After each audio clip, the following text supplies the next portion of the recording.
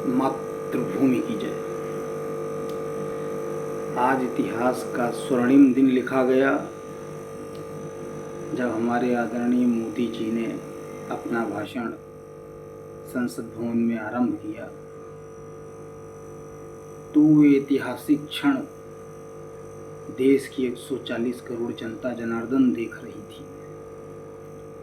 इतिहास में पहली बार ऐसा हुआ कि किसी प्रधानमंत्री ने इतना लंबा भाषण दिया हो। हमारे आदरणीय स्वर्गीय लाल बहादुर शास्त्री जी ने 2 घंटे 12 मिनट का भाषण दिया था और आज आदरणीय मोदी जी ने 2 घंटे 13 मिनट का स्पीच दिया, 1 मिनट ज़्यादा। इतिहास लिखा जा रहा था और अभी आगे इतिहास ऐसे ही लिखा जाएगा। कॉपी कैट होना अलग बात होती है, मगर किसी चीज़ की अगर कॉपी भी व्यक्ति करता है तो उसमें भी अकल लगानी पड़ती है। अब वैसे भी हमारे राहुल गांधी जी मोहब्बत की दुकान चलाते ही हैं। वो पहले दिमाग से काम किया करते थे, वो जनता जनार्दन सब जानती ही है।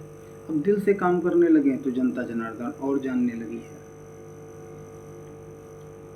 अपने पुराने घर में 12 तुगलक रोड में लौट आए हैं। सांसद सदस्यता भी बहाल हो गई है, अभी तो स्टे है। आगे आगे देखते हैं होता है क्या।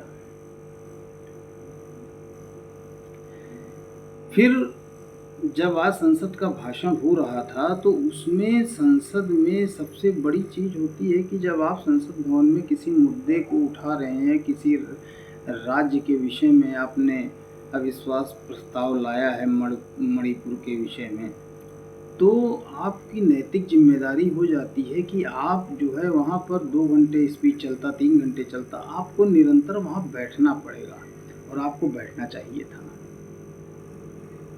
जनता भी आपसे यही अपेक्षा लगाई हुई बैठी थी कि आप लोग पूरे टाइम मोदी जी का भाषण सुनेंगे और उनको जवाब देंगे। आप विपक्ष के बड़े नेता हैं। इंडिया दल जो आपने बनाया है, 26 दलों का दल, उसके आप मेन हैं, क्योंकि वो इंडिया दल 3 लोगों में घूम रहा है, राहुल गांधी जी, केजरीवाल जी और ममता बनर्जी जी। और 26 दलों का जब दल बनाया है तो इसको बचाने की भी जिम्मेदारी है। 4 बढ़ाओगे 30 हो जाएगा, 5 घटाओगे तो 21 हो जाएगा, और इसको जोड़ के भी रखना है। आप एनडीए से आपने नकल कर ली, 1 आई आगे लगाया, 1 आई पीछे लगा दिया। तो उसमें जो 1 आई आपने लगाया था, आई मीन्स होता मैं, और जहाँ मैं होता है वहाँ अहंकार होता है, घमंड होता है, अपने लिए करने की व्यवस्था होती है। और 1 जो आई लगाया उसमें 25 आपके दल हैं जो आपसे जुड़े हुए हैं। परिवारवाद को आप छोड़ नहीं पाए और सभी दल के लोग जो जुड़े हैं सभी किसी न किसी परिवारवाद से जुड़े हुए हैं। इससे पहले जब आप लोगों ने इस मुद्दे को उठाया था तो आप तटस्थ होकर वहीं बैठते, जनता जनार्दन आपको देखती तो आप उस छवि से जो आपकी बना रखी गई थी उससे बाहर निकलते। हाँ, वो निकलना नहीं है। हम तो पहले ही कहते थे, भविष्यवाणी करना अलग बात होती। भविष्यवाणी का मतलब होता है जो बहुत पहले की जाए। मैं तो बहुत पहले से कहता चला आ रहा हूँ, 413 का नारा दे रखा हूँ। तो भविष्यवाणी जो की जाती है वो इसीलिए की जाती है कि पहले से उसका आभास हो जाता है।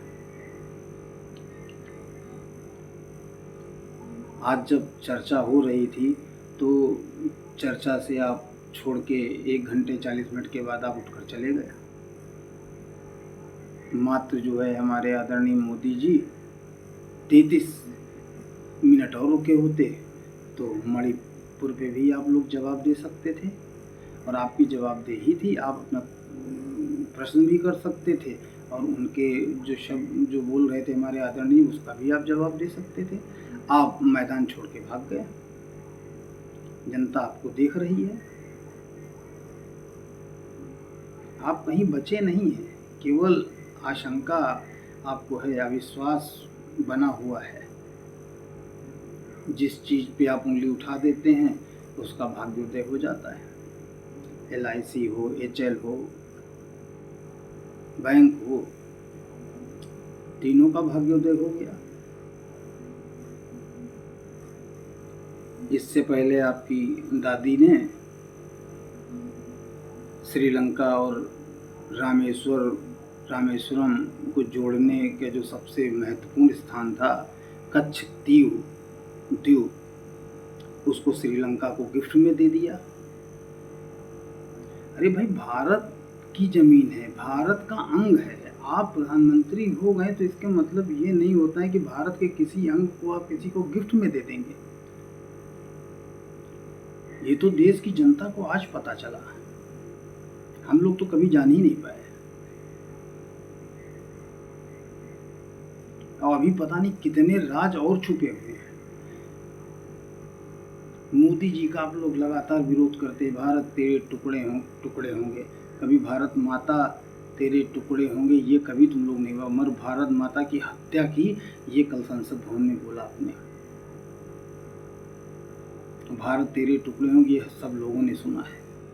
मोदी तेरी कब्र खुदेगी, ये पूरी देश की जनता ने सुना है और देखा भी है। किस तरीके से आप लोग नैरेटिव चलाते चले आ रहे थे। आपने मोहब्बत की दुकान ऐसी खोली थी कि उसका शटर आज गिर ही गया। नकल करिए, मगर नकल के पीछे अकल भी लगानी पड़ती है। आप क्या सोच रहे हैं कि आपने मीडिया और इंटरनेट और सब पे जो है अपना धमाल मचा रहे हैं और नैरेटिव चला रहे हैं, बड़े बड़े ग्रुप आपको समर्थन कर रहे हैं, तो आप मोदी जी को हमारे पछाड़ देंगे। गलत फहमी है आपको, इस गलत फहमी से बाहर निकल आइए। जितना चलाना हो चला लो, जितना नैरेटिव चलाना हो चला लो, मगर कभी भी हमारे आदरणीय मोदी जी को पछाड़ नहीं पाओगे, हमारे अमित शाह जी को पछाड़ नहीं पाओगे। आज भी उनको भी चाणक्य इसीलिए कहा जा सकता है, ऐसे नहीं हमारे अमित शाह जी चाणक्य कहलाते हैं कि वो 14 में सरकार आ गई, 19 में आ गए, गुजरात में बन गई तो चाणक्य हैं। चाणक्य बनने के लिए त्याग करना पड़ता है, तपस्या करनी पड़ती है और मन बड़ा करना पड़ता है। ऐसे ही नहीं, हमारे जो पहले के चाणक्य थे, उन्होंने अगर उनका मन बड़ा ना होता न तो चंद्रगुप्त होते, ना अशोक होते, ना पुरु होते। मन बड़ा करना पड़ता है और आप मन बड़ा नहीं कर पाए। कविताएं पढ़ लेते होंगे, छोटे मन से कोई बड़ा नहीं होता, टूटे मन से कोई खड़ा नहीं होता। मन बड़ा करना पड़ता है। हमारे देश में गरीब हो, रिक्शा वाला हो, ठेलिया वाला हो, पान बेचने वाला हो, दूध वाला हो, गरीब, शोषित, वंचित, वो काम जरूर छोटा करता है अगर उसका मन बड़ा होता है। अपने बेटे को IAS बनाना चाहता, अपने बेटे को मंत्री बनाना चाहता और बनाता है, क्योंकि वो मन से बड़ा होता है। अटल जी की हमारे कविता उसी पे बिल्कुल साक्षर सत्य साबित होती है। ये तो सभी 140 करोड़ लोगों के संदेश है कि मन को बड़ा करना पड़ेगा। रही बात मोदी जी की, तो मोदी जी हमारे हैं, हम तो बहुत पहले कहते थे कि 21वीं सदी का भारत है, नवनिर्मित भारत है, इसको रोका नहीं जा सकता। ये वर्षों ऐसे ही खड़ा रहेगा और आप दिवा स्वप्न देखते ही रहेंगे। पता नहीं कितने ऐसे पप्पू आएंगे और चले जाएंगे, मगर अखंड भारत की नींव को हिला नहीं पाएंगे। नारे लगाने से अगर नींव हिल जाती तो बहुत JNU में नारे लगवाए आप लोगों ने, अभी तक हिली नहीं और कभी हिलेगी भी नहीं।